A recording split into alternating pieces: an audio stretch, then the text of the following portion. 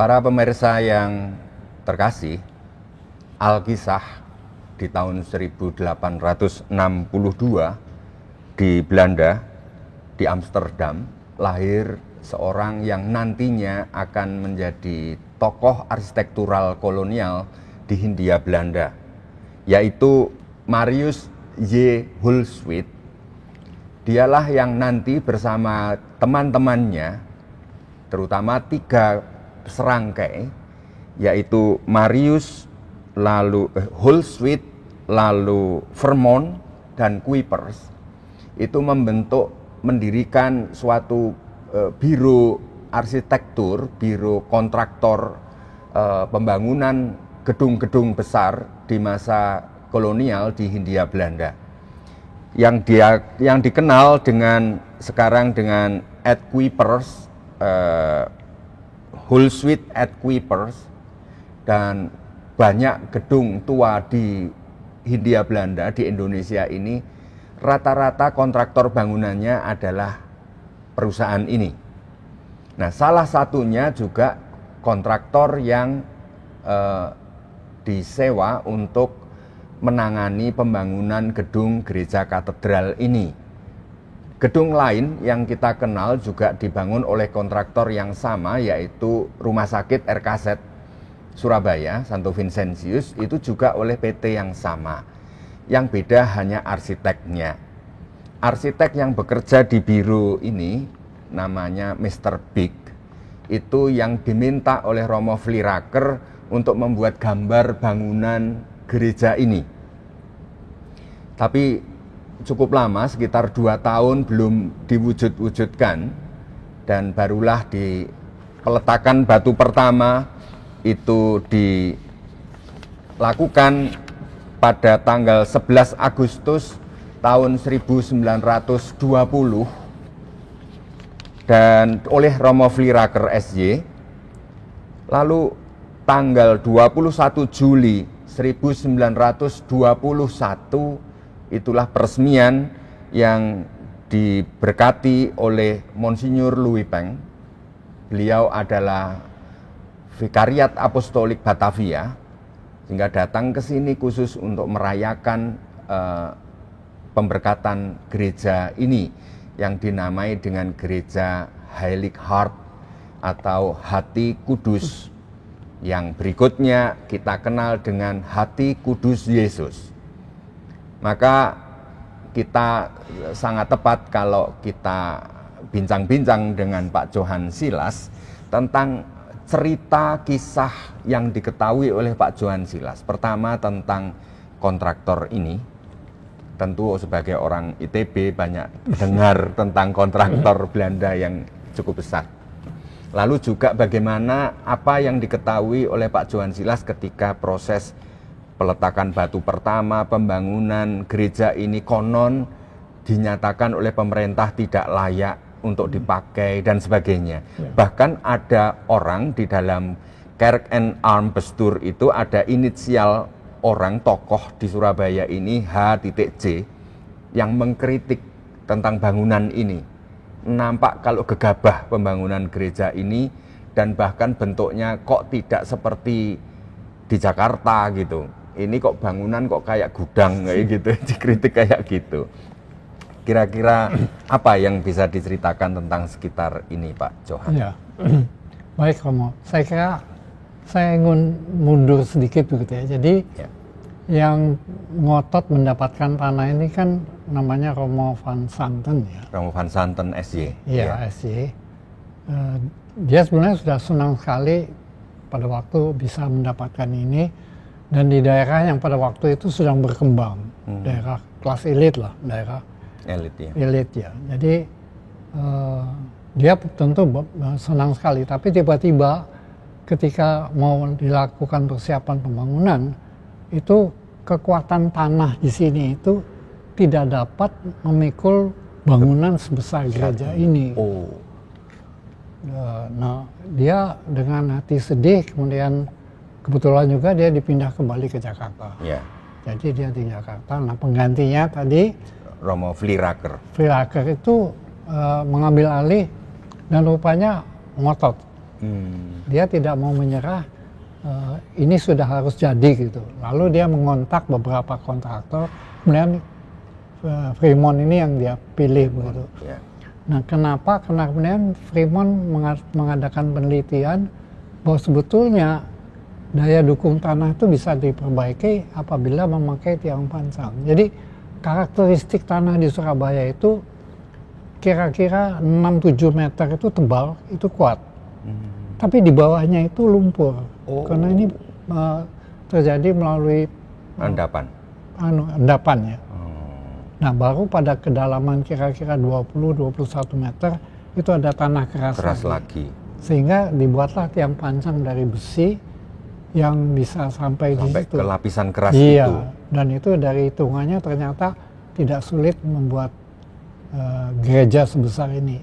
Kalau dalam catatannya pada waktu itu menara ini yang paling tinggi. Jadi salibnya yang ada di menara itu adalah salib yang menjulang tinggi. Di udara Midland Cindy pada waktu itu, yang mengalahkan gereja-gereja lain. Nah, khususnya di daerah Kupang, semua.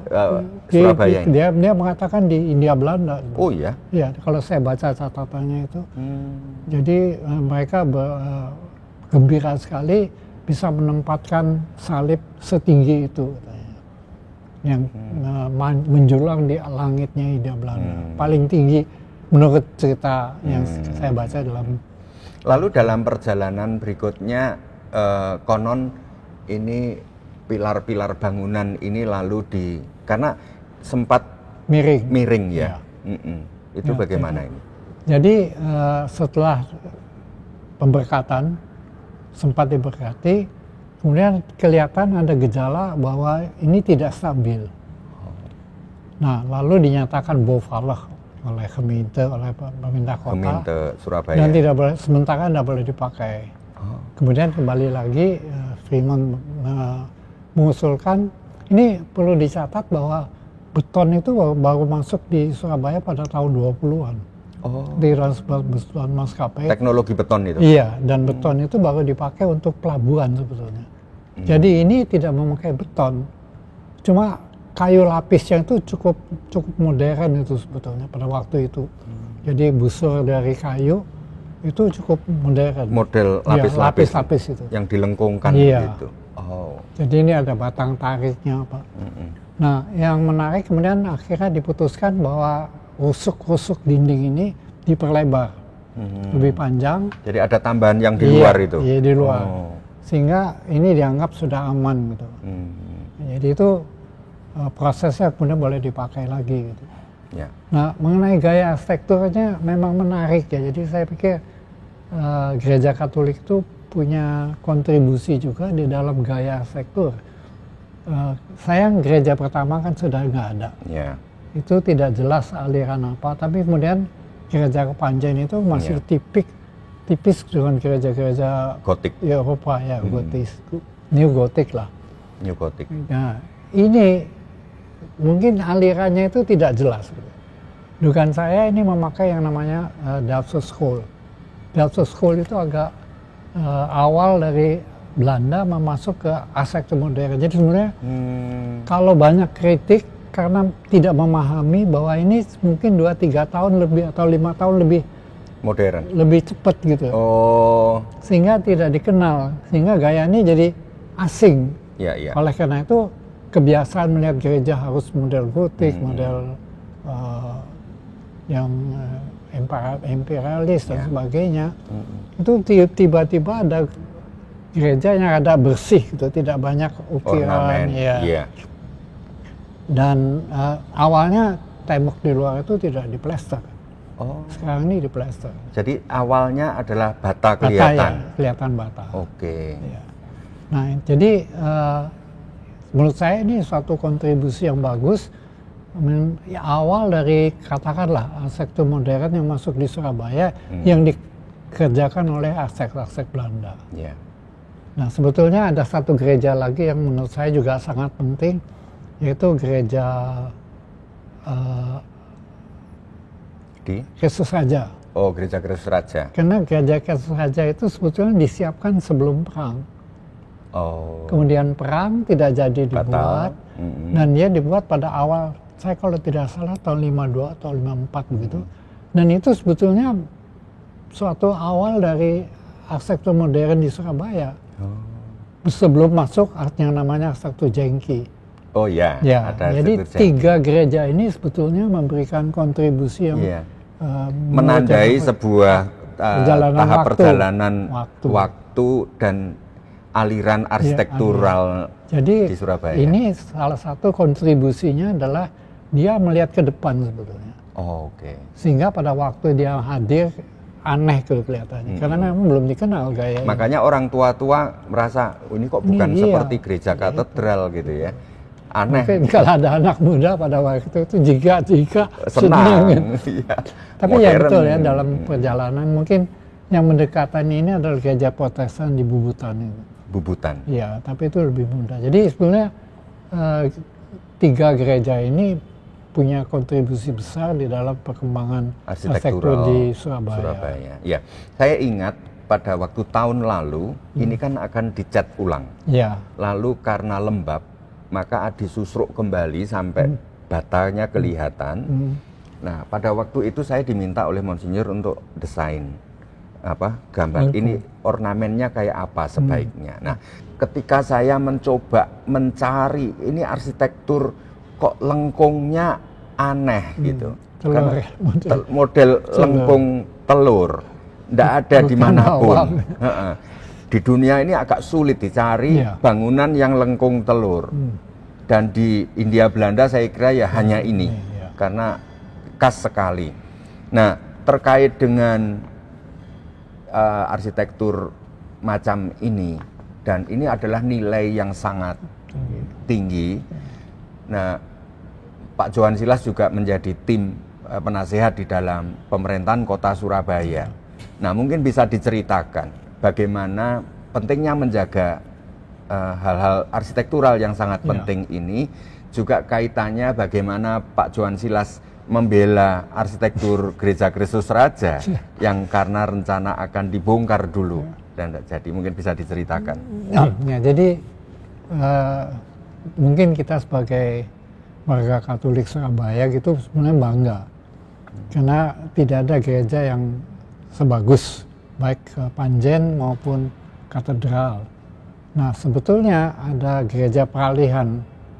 Jadi itu disiapkan sebelum perang, tapi baru terwujud setelah kemerdekaan. Itu cukup waktu lama begitu ya. Yaitu Gereja Kristus Raja. Kristus Raja. Ya. Nah, dan dulu kan itu di Jalan Teratai di sekolah itu.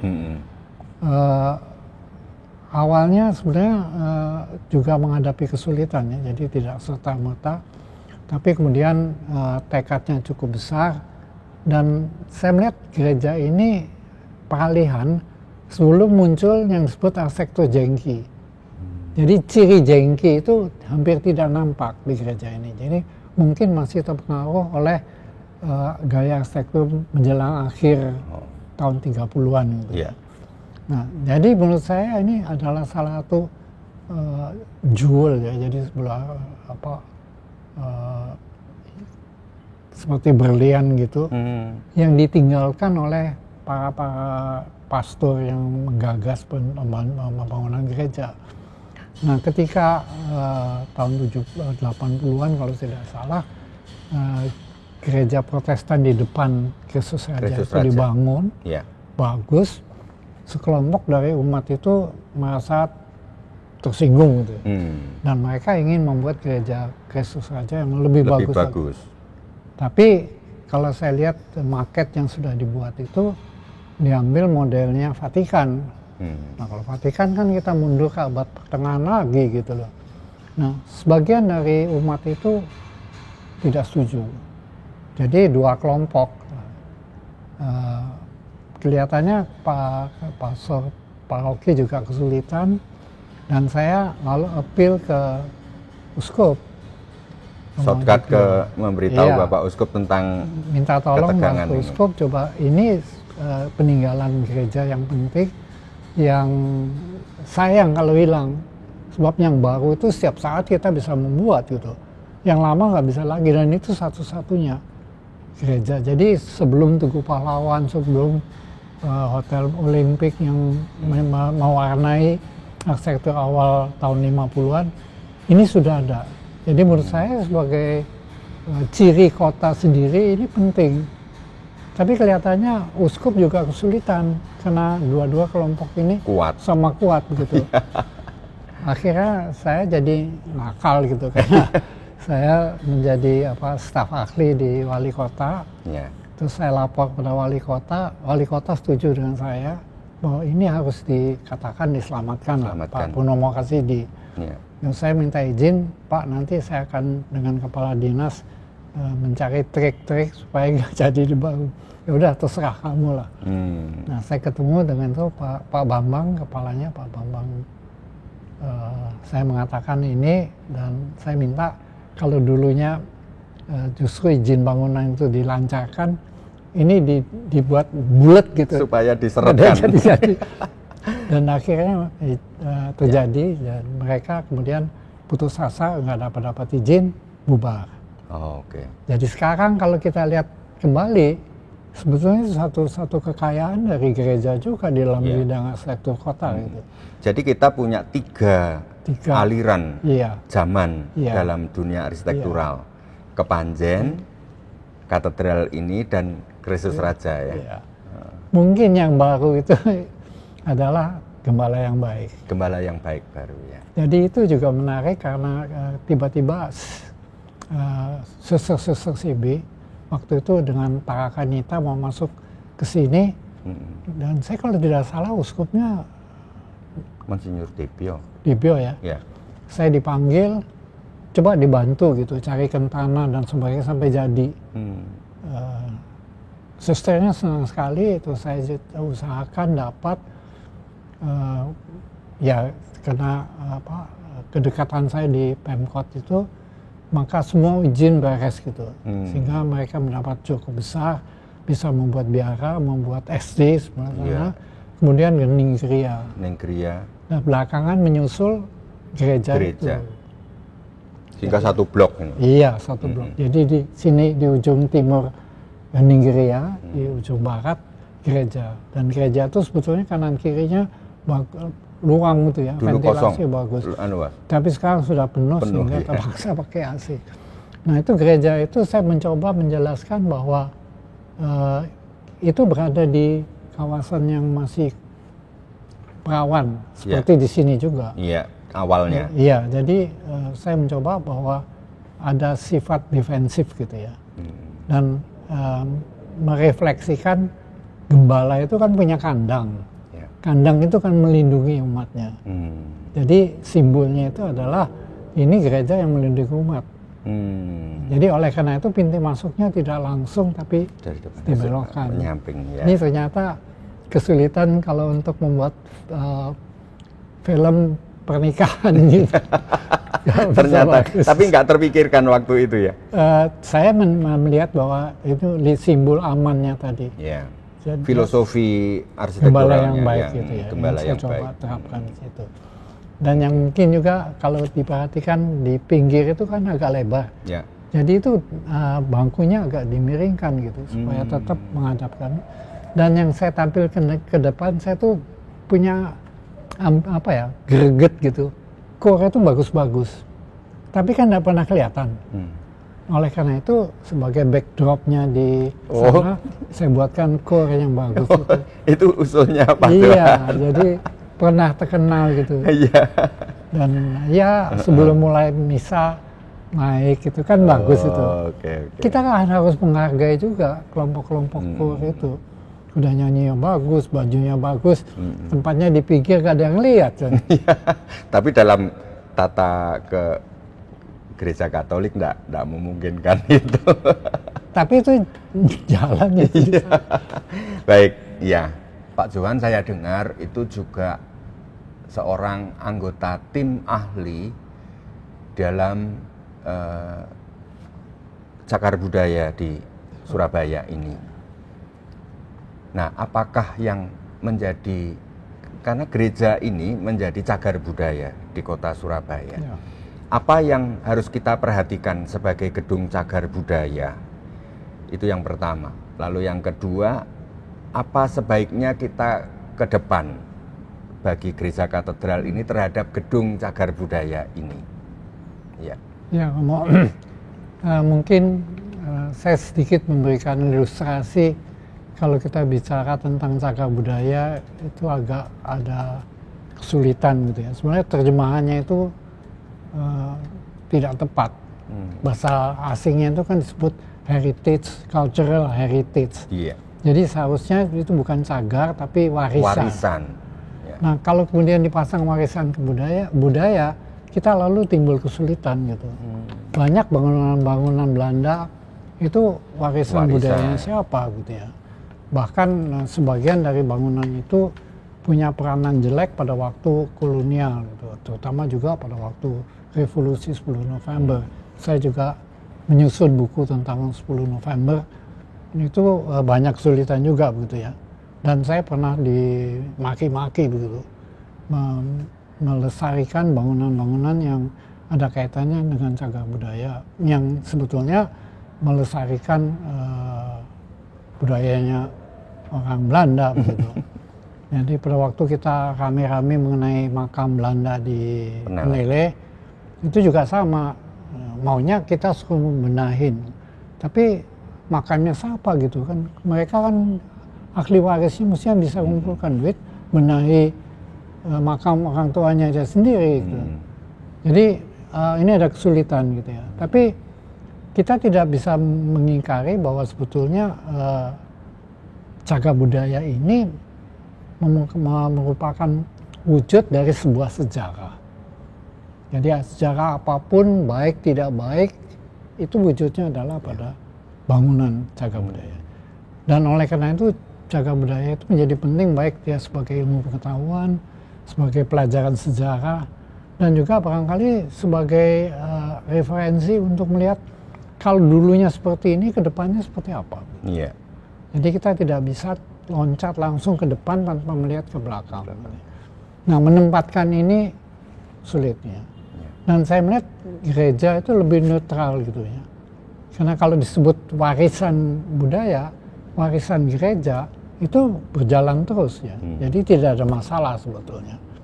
Jadi saya melihat peranan itu penting. Dan yang kedua barangkali tadi saya juga bercerita, Romo banyak mengetahui bagaimana sulitnya kalangan tadi yayasan yang gereja dan miskin ya, itu berjuang keras sampai ini bisa terwujud. Yeah. Sang arsitek juga melewati suatu perjuangan yang berat untuk mengantar gereja yang bukan serta-merta mundur melihatnya, tapi ke depan. Ke depan. Dan itu tadi saya juga cerita kenapa pentingnya gereja Kristus Raja. Nah, saya melihat di bidang ini mestinya gereja juga bisa berperan gitu ya. Karena gereja tetap membangun, gereja-gereja baru tetap akan muncul. Yeah. Tapi kalau kita lihat barangkali, saya kalau boleh ngeritik sedikit begitu ya, gereja Yehosafat itu kan merupakan gereja yang paling baru saat ini untuk Keuskupan Surabaya gitu ya. Tapi kan kalau kita lihat gayanya itu barangkali gaya tahun 50-an. Itu yang saya sayangkan gitu ya. Jadi renovasi SMTB Santa Maria yang tak bercela itu juga tidak menggambarkan perubahan ya. Okay. Jadi ketika saya beda dengan Karangpilang, karena itu pada waktu gereja itu dibuat itu masih pedesaan. Okay. Jadi saya memakai arsitektur yang dikenal oleh daerah itu sebagai daerah pinggiran. Nah, bahwa sekarang kemudian di tengah kota, belakangnya sudah berkembang real estate yang mahal, itu juga sebagai tanda bahwa gereja ini gereja lama, gereja merepresentasikan pada waktu itu. Nah, kultur pinggiran. Iya. Nah, gereja yang gembala yang baik itu juga menunjukkan bahwa dia tuh perintis persis seperti ini. Cuma pada waktu di sini dia tidak ada kesulitan bahwa ada orang yang tidak senang dengan kehadiran gereja. Yeah. Nah, misalnya saja pada waktu pentaswian gereja ini kan residennya datang gitu ya, pejabat-pejabat kota datang. Sekarang tidak mungkin gitu ya, ya banyak hal lah. Tapi tetap Surabaya menurut saya kondusif ya, jadi Yosafat bisa berdiri juga, izin bangunannya ada gitu. Nah, gereja menurut saya harus mengambil lagi semacam jiwa pionir yang dilakukan mulai dari gereja ini. Sebenarnya kalau kita bandingkan dengan Kepanjen yang beda waktunya tidak terlalu besar, Kepanjen itu aman-aman saja ya. Sedangkan ini mendapat banyak kritik, dan sama seperti gereja Kristus Raja itu juga. Dan kebetulan kalau Gembala yang baik tidak ada yang kritik. Saya tidak mendengar kritik, tapi itu mencerminkan pinginnya saya ya ke depan gereja itu tetap menjadi pionir di bidang bangunan gereja gitu, yang mencerminkan gereja masa depan, gereja anak-anak muda. Saya kebetulan kadang-kadang di Perancis melihat gereja anak muda, itu kan ritualnya udah berbeda ya. Jadi saya pernah hadir di sebuah misa di Amsterdam, itu misanya seperti pesta gitu. Kan pada dasarnya kan misa itu pesta. Pesta syukur. Iya, jadi semua pakai baju bagus, ada meja makan besar gitu ya. Yang pakai baju toga apa itu cuma imam dan pembantu imam dan putra altar. Yang lainnya pakai baju pesta. Dan hostinya tuh tidak dibagi, tapi ada piring besar gitu. Di dalam itu dan kita ngambil masing-masing ya seperti di pesta begitu. Dan menurut saya ke depan itu mungkin ada interpretasi tanpa menghilangkan ritual, tanpa menghilangkan hakikat ritualnya, aturan-aturan kanonnya itu. Tapi dalam penerjemahannya itu bisa lebih maju, sehingga gereja itu sudah tidak, istilah saya seperti naik bus gitu loh. Duduknya persis urut-urutan gitu. Kapal terbang aja yang baru nanti tidak lagi kursinya urutan ini datar gitu. Sudah disiapkan.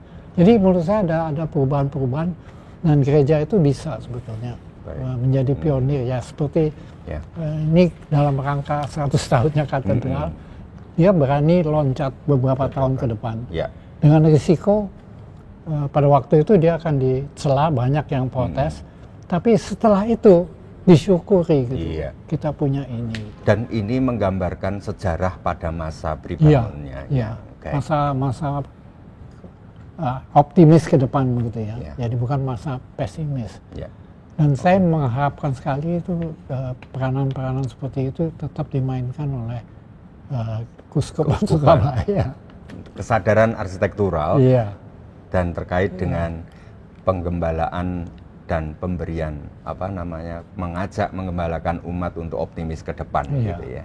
Oke, terima kasih Pak Johan Silas. Wah, saya luar biasa, ini kekayaan luar biasa.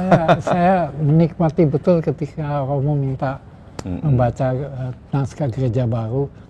Saya membaca ulang-ulang, seakan-akan saya berada dalam proses itu. Pada waktu sangat menarik. Ya, baik, saudara-saudara, para pemirsa, memang beberapa waktu yang lalu Pak Johan Silas saya repoti, yaitu untuk membaca ulang dokumen-dokumen tahun 1900-an berbahasa Belanda, dan saya tidak tahu, dan tentu Pak Johan Silas juga berjuang mati-matian karena tulisan-tulisan tangan awal abad 20 ini. Tapi itu semua adalah mengingatkan betapa pentingnya sejarah. Dan kita di dalam tempat peribadatan, khususnya gedung gereja, dalam gereja Katolik, hendaknya ini adalah selalu diperhitungkan tentang masa di mana gereja itu didirikan. Seperti gereja katedral ini adalah dulunya menunjukkan harapan baru bahwa gereja Kepanjen akan berkembang ke selatan. Dan disitulah bangunan gereja ini menunjukkan suatu arsitektur ke depan. Bukan lagi gaya gotik seperti Kepanjen, neo-gotik ya. Tapi ini lebih ke modern ke depan. Saudara-saudari, di belakang, latar belakang kami ini ada tempat mimbar yang tetap dipertahankan sampai sekarang. Itu adalah tempatnya pastor dulu khotbah karena menunjukkan bahwa dulu tidak ada sound system seperti sekarang ini. Maka itu dirancang suatu bentuk lengkung untuk memantulkan suara pastor supaya khotbahnya bisa didengar di seluruh gedung ini. Dan itu tetap dipelihara untuk menunjukkan bahwa di awal pembangunan gedung ini betapa sentrum pewartaan kitab suci di gereja ini punya tempat yang khusus, yang istimewa ini. Dan konon Pak Johan Silas pada masa tahun 50-an itu masih mengalami, ini masih dipakai. 60-an masih dipakai. Baik, semoga peringatan 100 tahun Gereja Hati Kudus Yesus ini menjadi kita semua sadar akan pentingnya sejarah, mengenali apa riwayat perjuangan para pendahulu pendiri gereja ini, di gereja Anda masing-masing juga, dan kita bisa lebih menghargai dan lalu memikirkan perkembangan ke depan yang lebih baik. Tuhan memberkati.